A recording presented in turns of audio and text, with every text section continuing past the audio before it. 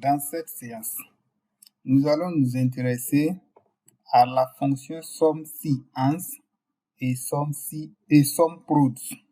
Avec la fonction SUMC_ANS, vous voyez qu'on a ajouté une troisième colonne, une colonne de provenance. Donc, on a des pommes qui proviennent du Maroc, nous avons des pommes qui proviennent de l'Espagne, nous avons par exemple de la papaye de Réau, de la papaye de Banfora, de la papaye de Farah. Donc, en fonction de la provenance et en fonction du fruit, nous pouvons faire également un calcul. Nous allons calculer le nombre total de papayes provenant de Réau.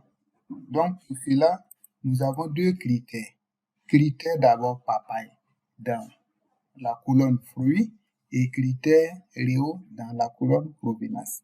Donc, je mets égal cette fois-ci SUMC_ANS. Donc, je vais double-cliquer dessus pour choisir cette fonction. Et cette fois-ci, on commence par la plage des quantités. Je sélectionne la plage des quantités, puis je mets point virgule. Ensuite, je sélectionne la plage des fruits. Et je mets également point virgule.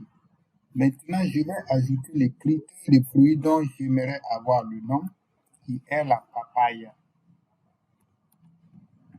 Entre griffes, je mets ensuite un autre point virgule et cette fois-ci, je sélectionne la provenance.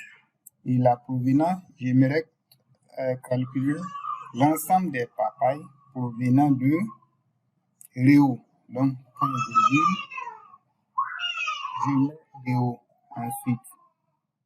Et je ferme mes griffes, puis ma parenthèse. Je clique sur Entrée, j'ai 101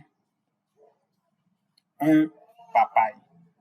Ok, donc voici la fin de la fonction SUMC_ANS parce que voici ce que ça permet de faire. Voilà.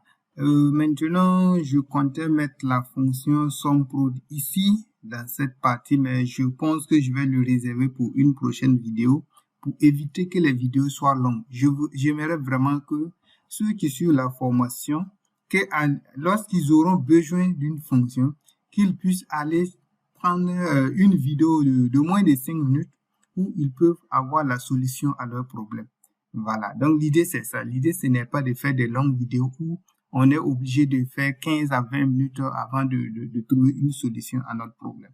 Donc je mets fin à cette vidéo et nous revenons avec la fonction SUMPROD.